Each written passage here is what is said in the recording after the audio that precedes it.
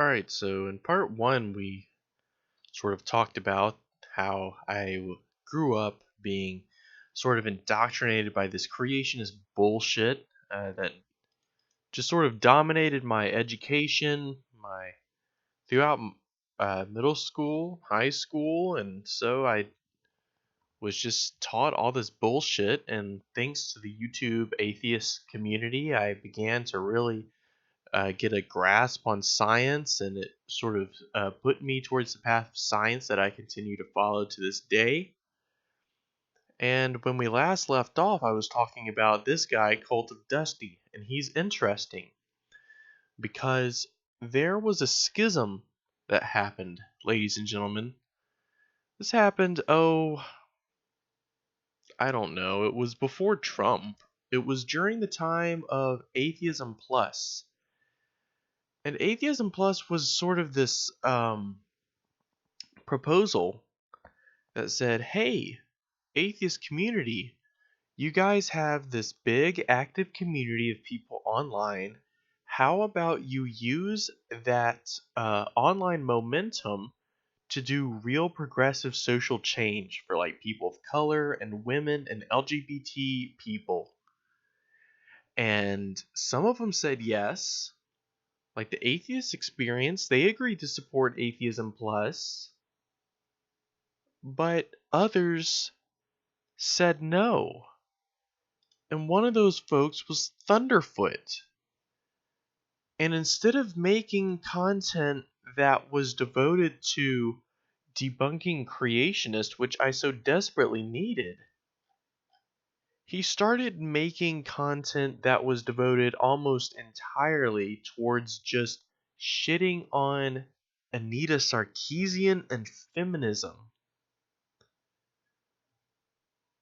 Which, for those of you who don't know, was pretty much the proto Gamergate philosophy.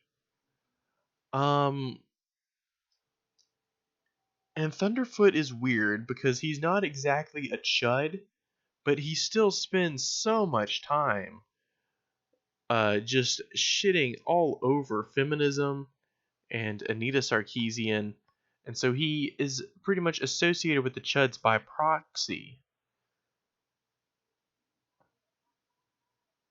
And he was getting pretty much into Sargon territory.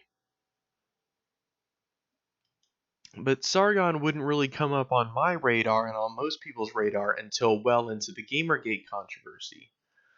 But the skeptic community was pretty much rejecting all of the principles that it was founded on. Principle of like questioning authority was totally thrown out the window when they just decided to go along with the sort of mob hatred of feminism led primarily by big charismatic figures like Thunderfoot. But they also abandoned like a pursuit of reason, pursuit of logical thinking, when they chose to just completely abandon the fight when it came to combating creationism, which is still a fucking problem. People are still being taught this, folks. Creationism never went away. It may have gotten its ass kicked on YouTube, but it's still being taught to children all around the country, especially where I live. So we need folks to continue to fight against it, but they're too busy talking about Anita Sarkeesian and the femoids criticizing the video games. It's very pathetic. One of the people that realized how pathetic it was Dusty. And I think that's because he lived in the South and he knows what it's like down here. He knows how fucking miserable it is for people to grow up in this oppressive religious environment. So he sees the urgency, why people need to keep up the fight when it comes to combating the conservative religious right instead of becoming basically their allies. The skeptic community became, essentially it turned into the anti-SJW community, because the entire focus of their efforts just moved immediately towards just shitting all over SJWs and feminists. And here is where you get the Gamergate controversy, where Zoe Quinn and a few other feminist uh, video game creators and Anita Sarkeesian There is no principle. were essentially harassed by folks like Sargon of Akkad and his group of almost 1 million subscribers, and they received death threats and rape threats and were doxxed, and their families were threatened, and they had to move, and she had to get bodyguards, and it was a whole big harassment campaign under the guise of course, ethics in games journalism. But nobody bought into that bullshit, especially these people. It was just a useful cover for what was essentially a coordinated harassment campaign against some feminist critics of video games. All of this fucking MAGA chud, Pepe bullshit, alt-right crap that we're dealing with now, that's all the fuck over the place on the internet, it all started because some femoids criticized the video games, and the MAGA chud snowflakes went ree. They went ree, ladies and gentlemen. They read so loud and for so long that they created an entire giant dominant community on YouTube based around it. Folks like Sargon made a fucking career out of this drama, this fake outrage, this harassment of this lady, and all this Gamergate crap that really had its nucleus in the Atheism-Plus movement.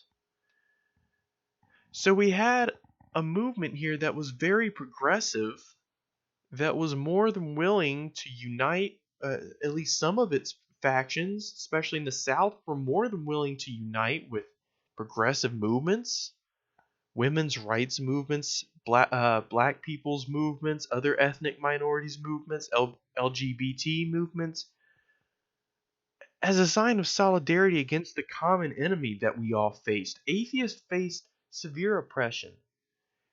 It's not quite as bad as coming out as gay. But in some areas of the Deep South, especially the hyper-religious Bible Belt, coming out as an atheist can be essentially like social suicide. And in some cases, actual suicide. I lost many friends. I lost pretty much all my friends. People that I trusted as teachers and guardians and authority figures. I saw a side of them that was hostile. I saw a side of them that was petty and hostile and hypocritical and dark, ladies and gentlemen. These people turned on me at the drop of a hat once I decided I didn't agree with their stupid little philosophy, their stupid little religion, and all their silly beliefs. You know, you'll see how quote unquote Christian they really are.